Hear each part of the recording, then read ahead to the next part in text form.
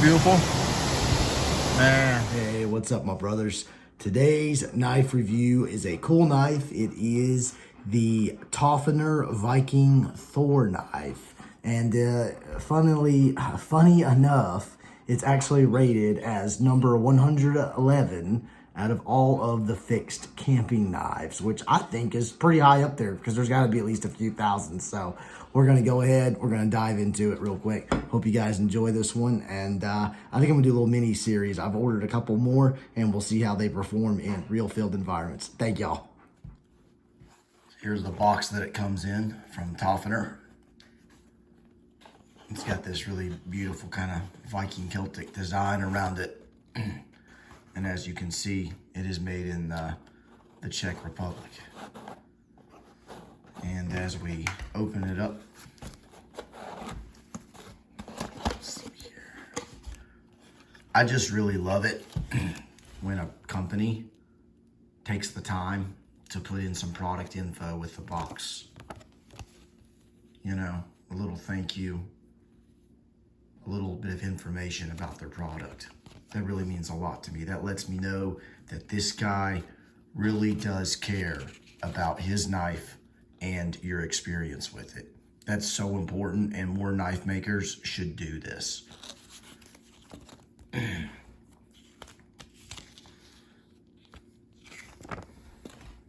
Just a brief overview of some of their other blades.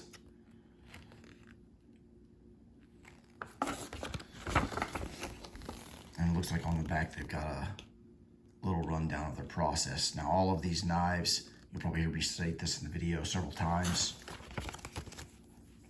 are handmade the medieval way. Blacksmith, forge, anvil, old school.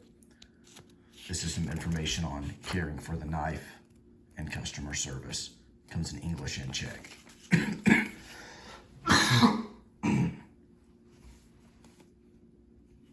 Now, pulling the knife out of the box itself, black leather sheath. Look at that Valk nut.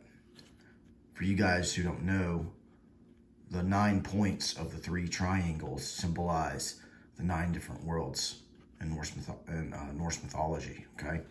I haven't translated the runes yet. Maybe I'll do that for the rest of the video. But the 3 triangles also represent heaven, hell, and earth, all right? And then there's Mjolnir, which is Thor's hammer. What a blade. Man. God, I loved it. Look at that, isn't that cool? So here are the specifications. It is made out of a 14260 spring steel. I don't think that that's a stainless steel. I kind of read on one article that it is kind of a stainless steel, but I don't really see that. In the instructions, it does say to keep it oiled. So I'm thinking that it's not, okay? Another great thing about this is actually ranked number 111 on all of the camping fixed blades. That's pretty high up there, considering how many knives are out there. That's pretty crazy. Now that to say something about that spring steel, to go back a second, for that 14260 spring steel, in my research, I found that steel is used for cutting other steel. It's often used in cutting heads for machinery. So in a way, this knife cuts steel. I mean, and look at the grind on it. Now I would imagine that a steel like that probably stays sharp for a long time, but I can also imagine that it's a super big pain in the A to get sharp in the field. They state that it won't bend. That's pretty thick, man. Man, that is really thick. I'm gonna have to break out the micro and measure that. The width of the blade side to side, 1 inch and 1.34 inches. All right, the length of the blade right here, it's 3.75 is what they're saying. Yeah, that's right. And then, all right, let's break out our micro here. And then let's just get the thickness of that blade. I mean, mean, that's, shoot howdy. That's 5 millimeters. That's pretty thick, man. That's the same thickness of most of your bigger Bowie knives and stuff. The total length is around 9 inches. I think it's actually 8.5. So there's your specifications, and we're gonna go to the field and test this out a little bit. But man, isn't that beautiful? Black steel, hammered. Gosh, I just love all that little imperfection in it. Isn't that beautiful? Wow. All right, so we're just gonna do a quick, simple baton test with the knife.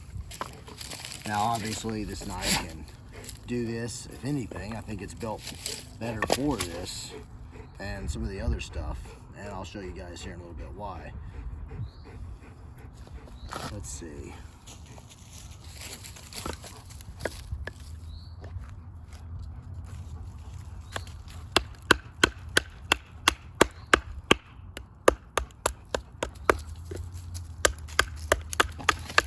So it seems to baton pretty good, as it should.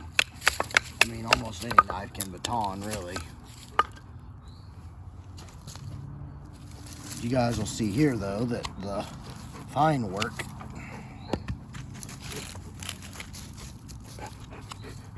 you got to work a little bit more, and that's not necessarily a bad thing.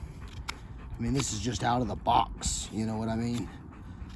That's a very hard steel, so I think once you sharpen it to a super fine edge, you'll definitely whittle off a little bit more than that. All right, now in comparison, if I just take a all right, so just doing a little bit of whittling. I think you guys are gonna have to refine the edge a little bit more. I mean, it'll take off a little bit of stuff, you know. You gotta really guide it. And as I said, I haven't sharpened this. This is just kind of out the box. But you know, to give you an idea, you know, we have here another knife. This is a BPS HK1S. And it makes just light work of it. Now granted, this is a Scandi grind knife. The grind on this one is kind of flat, but there is a bevel on it. So it's not a flat grind from the spine. It's just kind of, it's not really Scandi and it's not really Saber, but there is a bevel on the end of it. And I think you can work with it. I think you can sharpen it. I was able to baton a little tent stake notch in there.